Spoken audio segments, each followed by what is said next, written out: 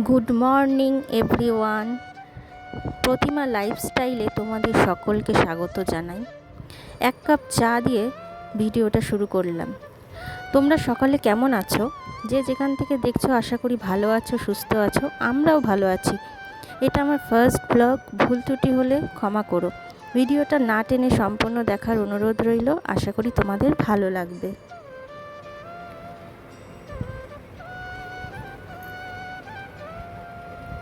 দেখো, এখানে সকাল সকাল চাটা বানিয়ে নিলাম। এখন চাটা খেয়ে নেব। চাটা খেয়ে তারপর ঘরে সম্পূর্ণ কাজ শুরু করব। এখানে দেখো, চাটা ঢালতে ঢালতে একটু চা পাতাটা পড়েও গেছিলো। এখানে দেখো ডিম আর লঙ্কা কুচি একটু মিলিয়ে নিলাম। এর আগে ডিম টোস্ট করে মেয়েকে টিফিনটা করে দিয়েছি আগে। এরপর এটা ওর বাবার জন্য বানাচ্ছি বেশি করে লঙ্কা দিয়ে। এখানে ডিম একটু কম হয়েছিল, আরেকটা ডিম ফেটিয়ে নিলাম। ফেটিয়ে এবার ডিম টোস্টটা আবার ওর বাবার জন্য বানিয়ে নেবো। অন্যদিন তো টিফিনে অন্য খাবার যায়, মানে ও তো বাইরের খাবার খায় না, ভাতই খায় বেশিরভাগটা। তো আজকে মেয়ের জন্য বানালাম, তো ভাবলাম যে একবারেই দুটো টিফিন বানিয়ে নিই। আজকে টিফিনে ডিম টোস্টই দেবো ওর বাবাকে। দেখো, এবার ডিমগুলো উল্টে পাল্টে ভালো করে ভেজে নিলাম। এবার একটু কম তেলেই ভেজেছি, একটু বাইরের তেল জাতীয় খাবারটা কমই খায় ওর জন্য। এবার এক এক করে সব ভাজা হয়ে গেছে, এটা আমার লাস্ট। এটা ভেজে নিলেই আমার কমপ্লিট হয়ে যায় ডিম টোস্ট করা।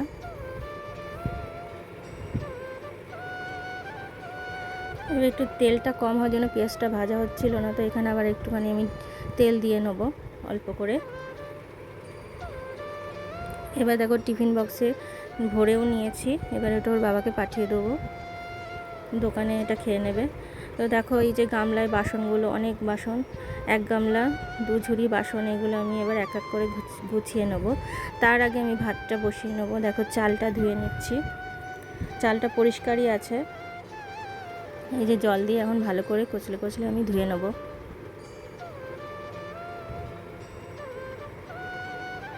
ভাত হতে হতে আমার অনেকটা কাজ এগিয়ে যাবে, তাই আগে ভাতটা বসিয়ে নিচ্ছি।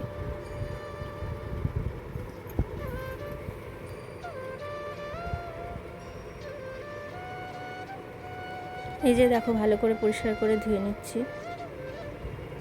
আমার রান্নাঘরে তো বেসিন নেই, তো সুতরাং আমি একটা জায়গায় চালটা ধুয়ে জলটা ফেলবো, জল ফেলার মতো জায়গা নেই।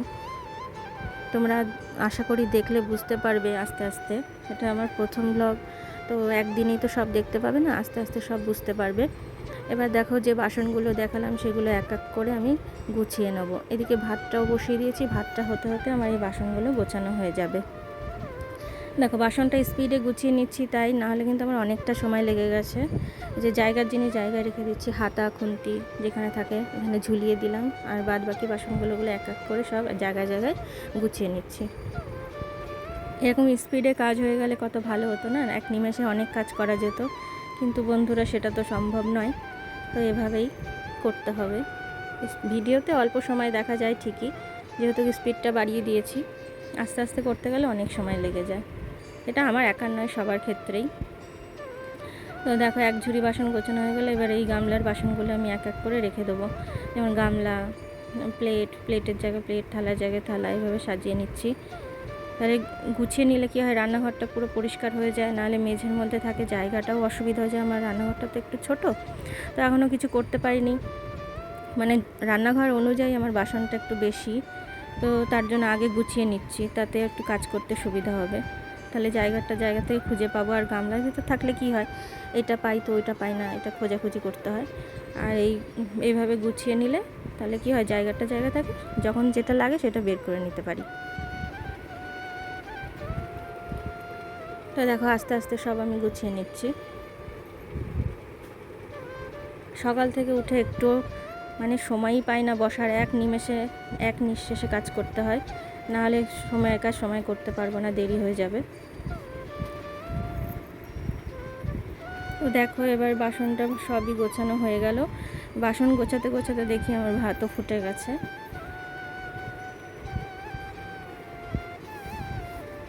এবার এদিকে বালতিগুলো যেখানে থাকে আর কি সব ছড়ানো, জলটা ভরেই আমি সাথে সাথে তো জায়গায় রাখতে পারি না, এই যে মানে আলাদা জায়গায় রাখি, সেখান থেকে নিয়ে এবার জায়গা মতো বালতিগুলো গুছিয়ে রেখে দিচ্ছি, একটার পর একটা রেখে দিচ্ছি, কারণ আমার এখানে জলের খুব অসুবিধা। এবার দেখো ওই কাজগুলো করার পর মেয়েকে তাড়াহুড়ো করে আমি স্কুলে নিয়ে চলে যাই, টোটোতে করে স্কুল দিতে চলে যাচ্ছি, এসে আবার সব কাজ করব।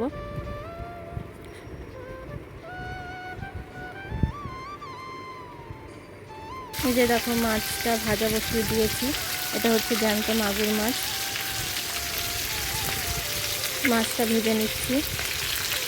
খুব কড়া করে ভাজবো না, হালকা হালকাই ভেজেছি, কারণ একটু পাতলা করে ঝোল করব আলু দিয়ে।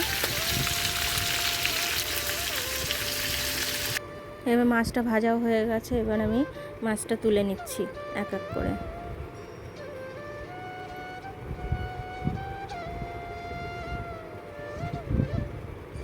যে মাথাটা একটু কম ভাজা হয়েছে, তো আর একটু ভালো করে ভেজে নিচ্ছি আস্তে করে দিয়ে। এবার মাছটা ভাজা হয়ে গেছে, আমি এক সাইডে এবার আলুগুলো কেটে নিচ্ছি।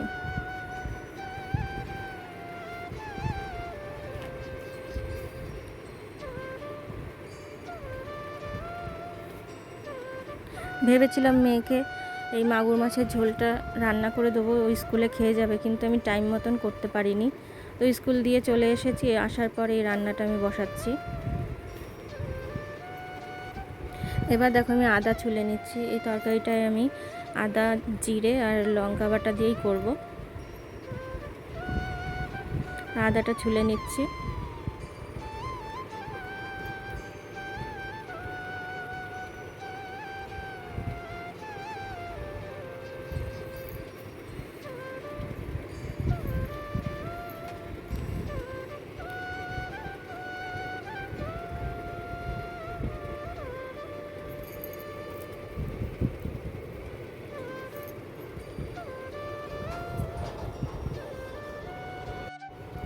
দেখো তোমাদের দেখানোর মতো আহামরি আমার কিছু নেই, ছাদওয়ালা ঘরও নেই, মডুলার কিচেনও নেই, তবে যা আছে সেটাই তোমাদের দেখাতে চাই। ভগবানের আশীর্বাদে যদি কোনো দিন করতে পারি তাহলে সবই দেখতে পাবে তোমরা। তো যা আছে সেটা নিয়েই দেখাচ্ছি, সেটা তোমরা, আমি আশা করছি তোমরা ভালোভাবেই দেখবে। এবার দেখো কড়াইটা গরম হয়ে গেছে, এবার একটু জিরে ফোড়ন দিয়ে নিলাম, এবারে এর ভিতর দিয়ে দিলাম শুকনো লঙ্কা, এটাকে ভালো করে ভেজে নেব। এবার দিয়ে দিচ্ছি টমেটো, এটাও আমি ভালো করে একটু নাড়াচাড়া করে নেব।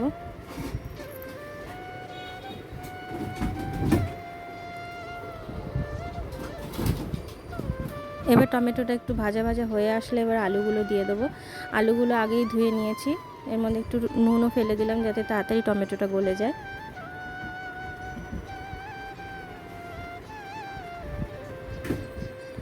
এবার দেখো এখানে টমেটোটা কষতে থাকলো, এটা একটু নাড়াচাড়া করে করে ভেজে নেবো ভালো করে, তারপরে দেবো আলুটা।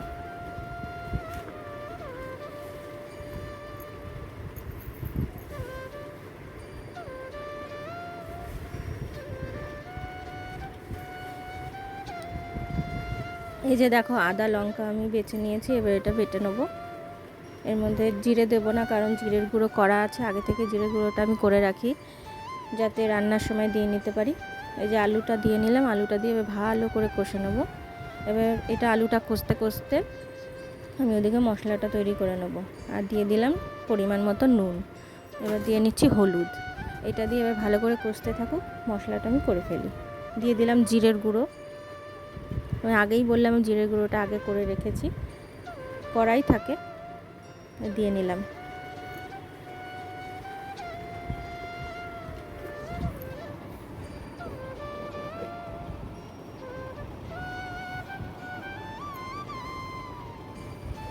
এবার দেখো বাটা হয়ে গেছে, মশলাটা দিয়ে নিলাম, মশলাটা দিয়ে এবার ভালো করে কষে নেব।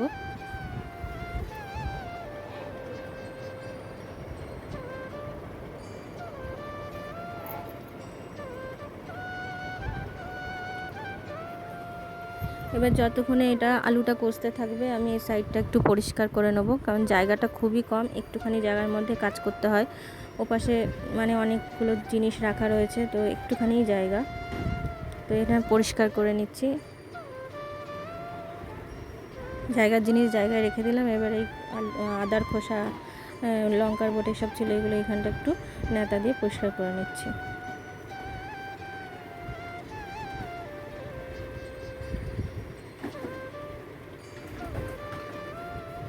এদিকে কষতে কষতে আমার ওদিকের কাজ হয়ে যাচ্ছে। এবার একদিকে কাজ করতে থাকবো, একদিকে এটা কষতে থাকবো। এই কষা প্রায় হয়ে এসেছে। মশলা একটু ভালো করে না কষিয়ে নিলে একটা কাঁচা গন্ধ থাকে, তো সেটা আমি ওর জন্য ভালো করে কষিয়ে নিচ্ছি।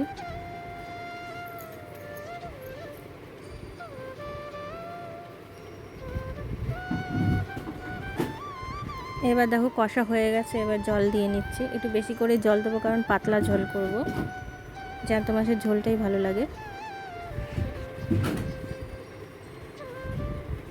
এবার মাছগুলোও দিয়ে নিলাম।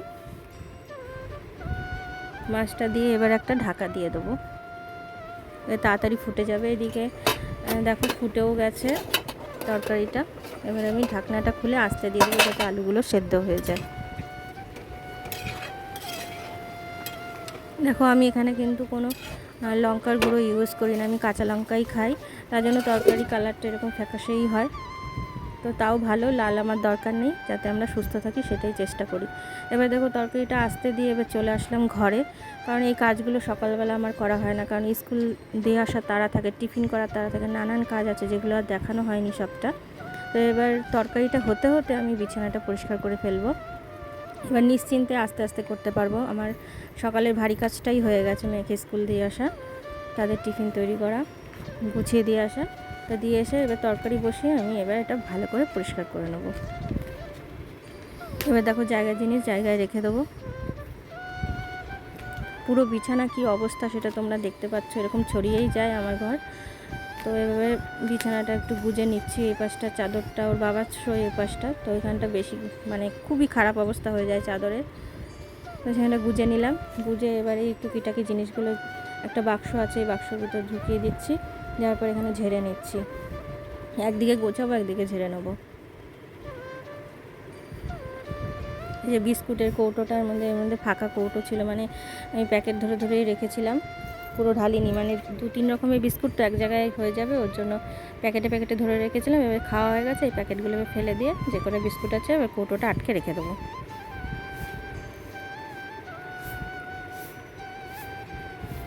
এবারে এই যে জামা কাপড়গুলো এখন এই পাশে ওপরে তুলে দেবো, দিয়ে বিছানাটা ঝেড়ে নেবো।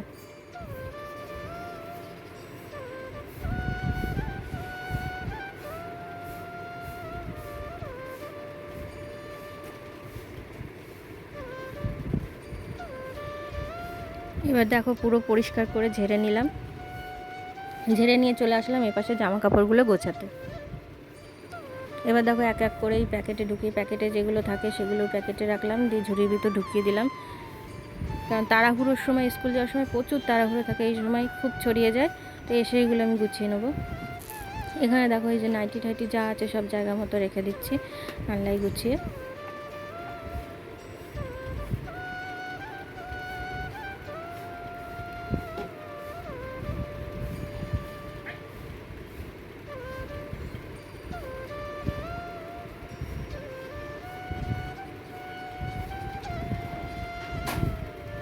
এই যে একদিকে চুড়িদার রাখি, একদিকে নাইটি রাখি, সেই জায়গা মতোই সব কিছু রেখে দিচ্ছি, এক এক করে সব গুছিয়ে ফেলবো।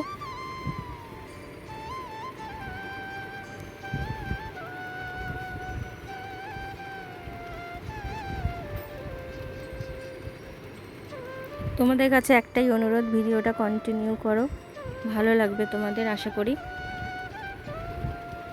যদি ভালো লাগে তো আমার চ্যানেলটা সাবস্ক্রাইব করে দিও।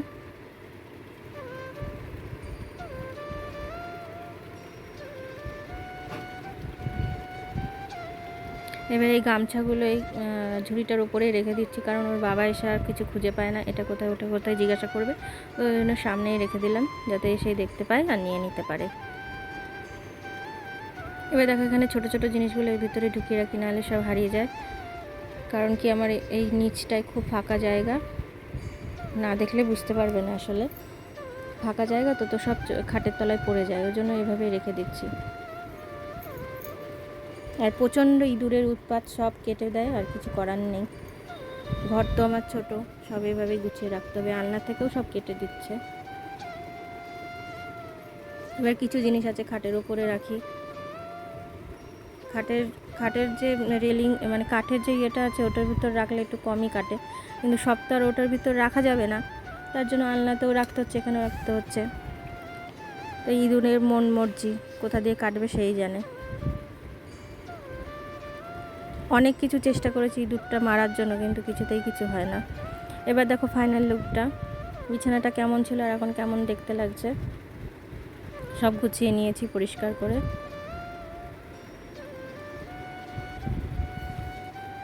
এই যে খাটের উপর কিছু জামা কাপড় রেখেছি, এগুলো মেয়ের আলাদা করে রাখা, নাহলে ও খুঁজে পায় না, একটা টান দিয়ে আর একটা ফেলে দেবে। এবার দেখো বাবা বাজার নিয়ে চলে এসছে।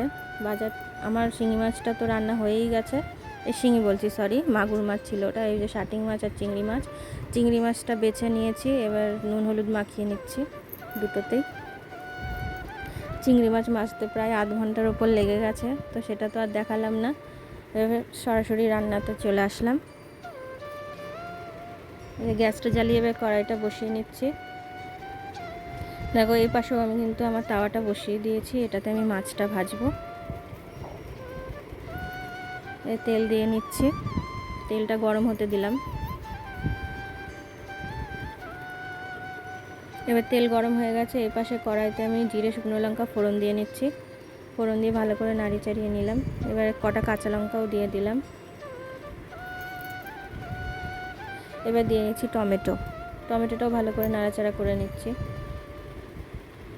আর এই পাশে তাওয়াতে দিয়ে দিলাম শাটিং মাছগুলো, এই পাশে ভাজা হতে থাকুক, দুদিকে করি, নাহলে অনেক দেরি হয়ে যাবে। এখনই প্রায় 1:45টার মতো বাজে। এখন এই মাছটা ধুয়ে রেডি করে আমি এখন বসাচ্ছি। এ পাশে দেখো কড়াইতে চিংড়ি মাছটা দিয়ে নিলাম, এটা পেঁপে দিয়ে রান্না করব, পেঁপে আলু দিয়ে। এই যে দেখো ছোটো ছোটো করে কেটে নিয়েছি, পেঁপে আলুটা দিয়ে দিলাম, দিয়ে এটা এবার ভালো করে কষাবো। দিয়ে নিলাম হলুদ, এবার দিয়ে দিচ্ছি নুন পরিমাণ মতো।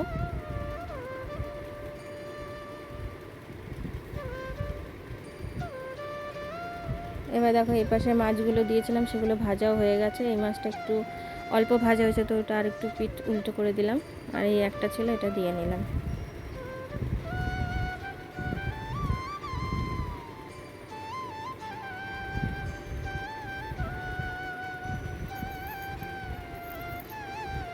এবার পেঁপের তরকারিটা আরও কটা কাঁচা লঙ্কা দিয়ে নিলাম, এটা একটু ঝাল ঝাল হবে।